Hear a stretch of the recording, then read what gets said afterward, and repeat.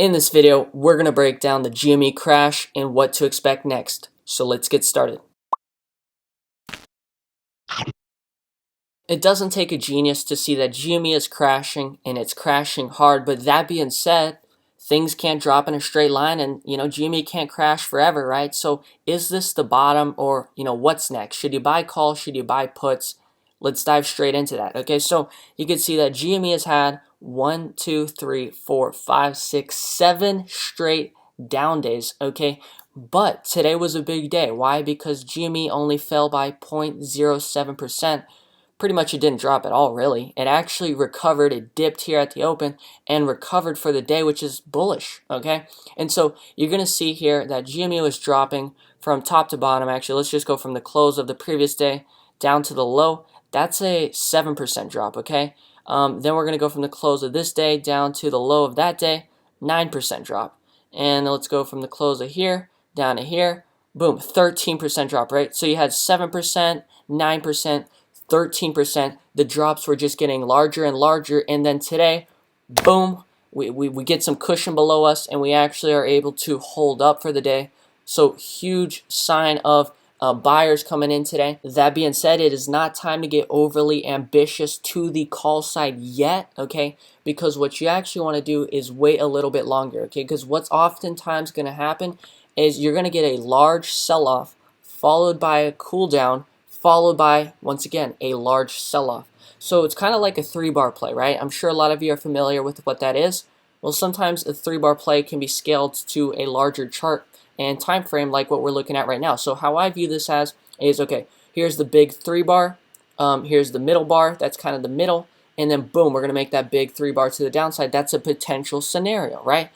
But if you don't see GME make a large size move to the downside tomorrow, then you're actually looking at a very bullish setup, and that's when your bullish bias would be much more valid.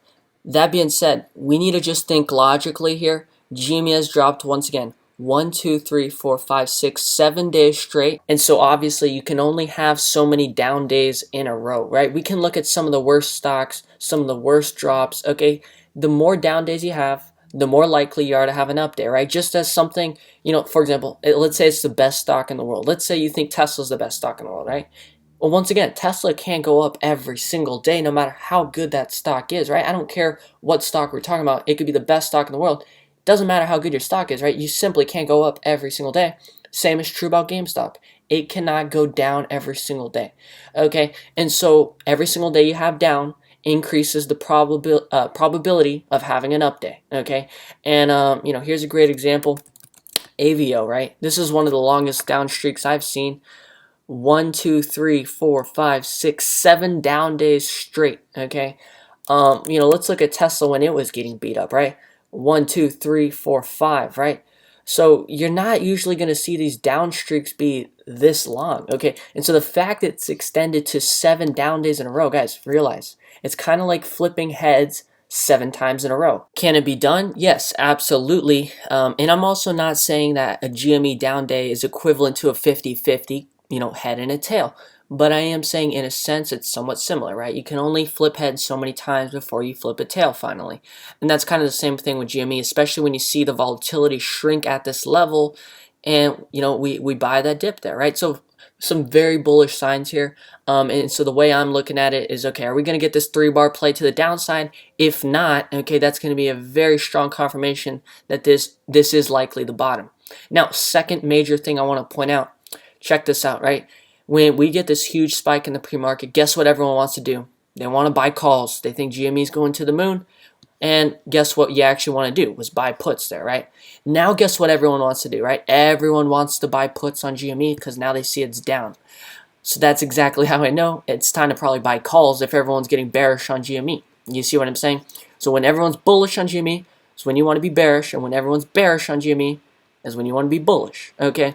Because people are always going to act emotionally, and a lot of people aren't going to take the time to develop a plan like we are right now, right?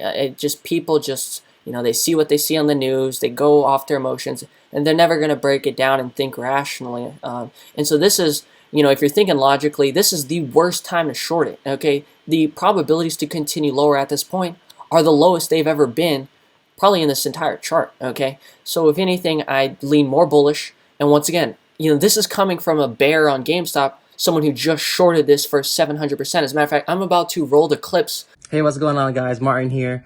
Today was another phenomenal day trading with the Crash Trading Club.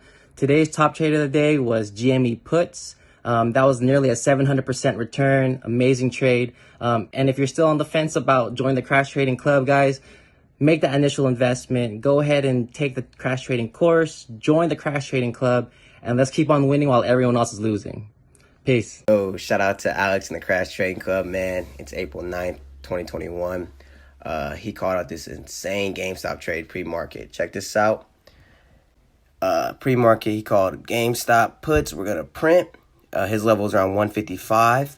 It dropped from 170 all the way to 153 before bouncing, man. I'm a new member, man. That was my very first trade with a small account, working on my risk management. He always stresses the importance of, profit taking, man. And I'm new to this, and I'm just seeing now. But check this out. I entered it in the trade around 848, a 160 put for around $184. Sold for around $400. Solid 100% gain. Big shout out to him, man. If you're skeptical about the course, man, take that leap of faith just like I did. And I'm just excited for the future, man. Appreciate you, brother. Hey guys, this is Christian. I'm part of the Crash Trading Club. This was my trade on Tesla Wednesday, April 7th.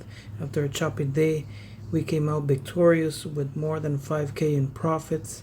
Alex is doing an amazing job with the levels and the videos. Thank you very much. See you next week. Hey guys, it's George from the Crash Trading Club. Alex gave us a great trade with puts and GME. I made about 200% off of this trade.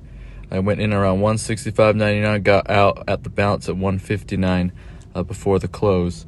It was a great trade. So if you're thinking of looking at trades like this, definitely get Alex on your radar, because he's definitely the one to give you these trades.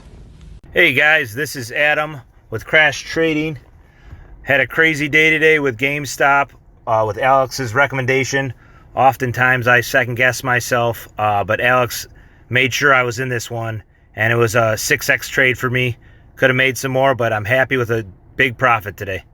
So I hope you guys get the point, right? We just shorted it for a 700% return. That was the time to be short of GameStop, not now when the probabilities are at its absolute lowest and the probabilities of a reversal are the highest, right? So that's my opinion on this whole GME crash right now. I'd much rather be bullish than bearish. At the same time, I'm more neutral as of now. There's nothing that says, hey, you have to get in right now, but it's something we're looking at.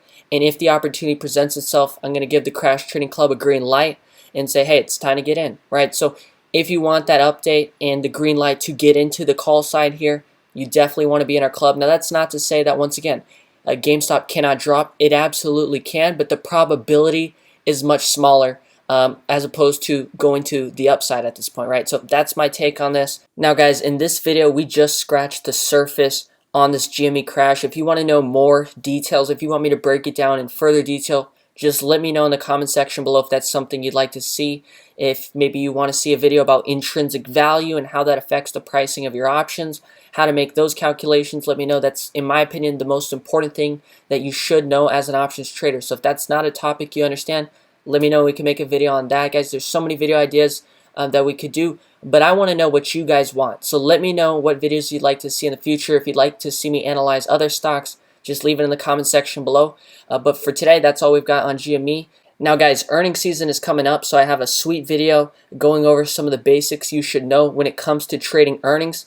Earnings present incredible opportunities, and you definitely want to be on top of your game. So I'm going to link a video here at the end screen of this video. If you want to check out that video, that's going to help you get prepared for earnings season. Definitely check it out. But guys, don't forget to drop a like and make sure you subscribe to the channel if you're not already. Thanks so much for watching, and we'll see you on the next one. Bye.